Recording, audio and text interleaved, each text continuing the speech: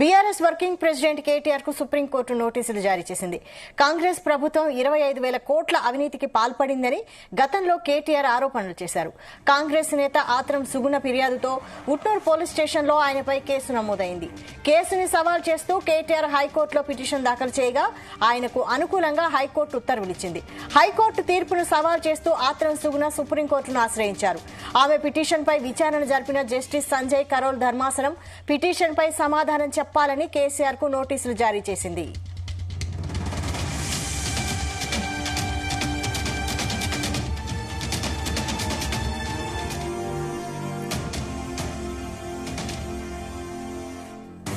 BRS working president KTR కు Supreme Court నోటీసులు జారీ చేసింది. కాంగ్రెస్ ప్రభుత్వం 25,000 కోట్ల అవినీతికి పాల్పడిందని గతంలో కేటీఆర్ ఆరోపణలు చేశారు. కాంగ్రెస్ నేత ఆత్రం సుగుణ ఫిర్యాదుతో ఉట్టూరు పోలీస్ స్టేషన్లో ఆయనపై కేసు నమోదైంది. కేసుని సవాల్ చేస్తూ కేటీఆర్ హైకోర్టులో పిటిషన్ దాఖలు చేయగా ఆయనకు అనుకూలంగా హైకోర్టు ఉత్తర్వులిచ్చింది. హైకోర్టు తీర్పును సవాల్ చేస్తూ ఆత్రం సుగుణ సుప్రీంకోర్టును ఆశ్రయించారు. ఆమె పిటిషన్పై విచారణ జరిపిన జస్టిస్ సంజయ్ కరోల్ ధర్మాసనం పిటిషన్పై సమాధానం చెప్పాలని కేటీఆర్ కు నోటీసులు జారీ చేసింది. ఇక దీనికి సంబంధించి మరిన్ని details crime bureau chief Raviteja అందిస్తారు. రవితేజ, బీఆర్ఎస్ వర్కింగ్ ప్రెసిడెంట్ కేటీఆర్ కు సుప్రీంకోర్టు నోటీసులు జారీ చేసినట్టుగా సమాచారం అందుతోంది.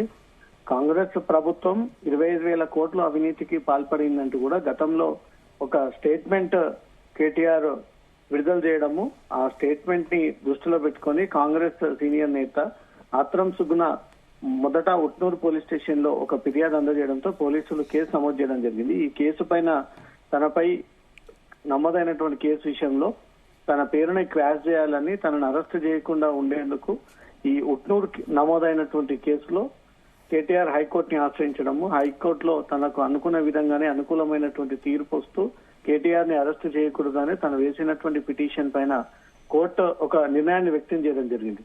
ఇదే అంశాన్ని పిటిషనర్ దృష్టిలో పెట్టుకుని ఇటు హైకోర్టులో తను అనుకున్న విధంగా తనకు న్యాయం జరగకపోవడంతో సుప్రీంకోర్టుని ఆశ్రయించి సుప్రీంకోర్టులో ఈ పిటిషన్ దాఖలు చేయడం జరిగింది. తెలంగాణ హైకోర్టు ఇచ్చినటువంటి తీర్పుని సవాల్ చేస్తూ ఆత్రం సుగుణ సుప్రీంకోర్టుని ఆశ్రయించి ఆమె వేసినటువంటి పిటిషన్ పైన ఈ రోజు జస్టిస్ సంజయ్ కరోల్ ధర్మాసనం విచారణ చేపట్టింది. ఈ పిటిషన్ పై సమాధానం చెప్పాలి అంటూ కూడా కేటీఆర్ కి నోటీసులు జారీ చేసినట్టుగా తెలుస్తుంది. తిరిగి ఈ కేసుని వాయిదా వేయడంతో అప్పటిలోపు కేటీఆర్ తనకు సంబంధించినటువంటి ఈ కేసు వివరాలన్నీ కూడా కోర్టుకి సమర్పించాలంటూ కూడా ఆదేశాలు జారీ చేయడం జరిగింది.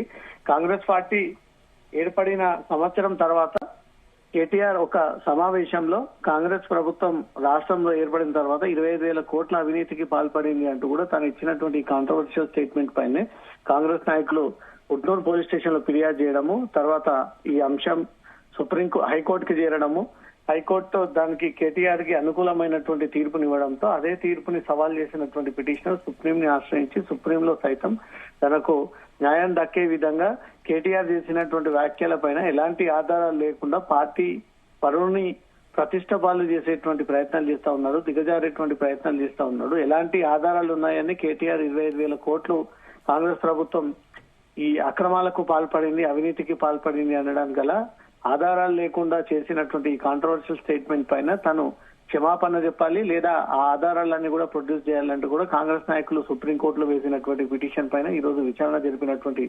ధర్మాసనం దీనిపై కేటీఆర్ సమాధానం ఇవ్వాలి అంటూ కూడా నోటీసులు జారీ చేసినట్టుగా తెలుస్తోంది. వైశాలి, మరి సుప్రీంకోర్టు నోటీసులపై కేటీఆర్ స్పందించారా? కేటీఆర్ ప్రస్తుతం విదేశీ పర్యటనలో ఉన్నారు. తన పార్టీ నాయకుడికి అస్వస్థతకు గురవడము అత్యంత సీరియస్ గా ఉండడంతో జూబ్లీహిల్స్ ఎమ్మెల్యే మాగంటి గోపీనాథ్ అంశం తెలుసుకున్న తర్వాత తన పూర్తి షెడ్యూలింగ్ అంతా కూడా మార్చుకొని ఈ రోజు లేదా రేపు ఉదయాన్నే తాను హైదరాబాద్ చేరుకున్న తర్వాత ముందుగా మాగంటి గోపీనాథ్ ఆరోగ్య పరిస్థితి వివరాలపై ఆరా తీసినటువంటి వెంటనే తనకు అందినటువంటి సుప్రీం నోటీస్ పై కూడా తన లీగల్ టీం ని కలిసించేటువంటి అవకాశం ఉంది. ఇటు హైకోర్టులో తను వేసినటువంటి పిటిషన్ పైన హైకోర్టు అనుకూలమైనటువంటి తీర్పునిచ్చింది. కేటీఆర్ ని అరెస్ట్ చేయకూడదు, తను వేసినటువంటి పిటిషన్ ని తిరస్కరిస్తున్నామన్నట్టుగా కూడా కోర్టు నిర్ణయాన్ని తీసుకుంది. దీన్నే సవాల్ చేసి పిటిషనర్ మళ్లీ సుప్రీంకోర్టుని ఆశ్రయించి హైకోర్టు ఇచ్చినటువంటి తీర్పుని సవాల్ చేస్తూ సుప్రీంకోర్టులో ఈ పిటిషన్ దాఖలు చేయడంతో ఈ రోజు విచారణ జరిపినటువంటి సుప్రీం ధర్మాసనం కేటీఆర్ కి నోటీసులు అందజేసి ఈ టైం కేటాయించి టైంలోపు వివరణ ఇవ్వాలి, సమాధానం ఇవ్వాలంటూ కూడా ఆదేశాలు జారీ చేసింది. కాబట్టి దీనిపైన లీగల్ టీం ఒపీనియన్ తీసుకొని దీనిపైన ఏ రకమైనటువంటి ఈ ఆధారాలు కోర్టుకి ప్రొడ్యూస్ చేయొచ్చు, చేయకపోతే తర్వాత తదుపరి పరిస్థితులు ఎలా ఉంటాయి, పరిణామాలు ఎలా ఉంటాయి. సుప్రీంకోర్టు నేరుగా ఇన్వాల్వ్ అయ్యి ఉంది కాబట్టి ఈ కేసు విషయంలో ఎలాంటి నిర్ణయం తీసుకుంటే బాగుంటుంది అనే దానిపై కూడా పార్టీ నాయకులతో కేటీఆర్ లీగల్ టీమ్ తో చర్చించిన తర్వాత తను ఏ రకమైనటువంటి కౌంటర్ ఇవ్వబోతా ఉన్నాడు, ఏ రకమైనటువంటి వివరణ ఇవ్వబోతా ఉన్నాడు అనే దానిపై కూడా క్లారిటీ రావాల్సి ఉంది.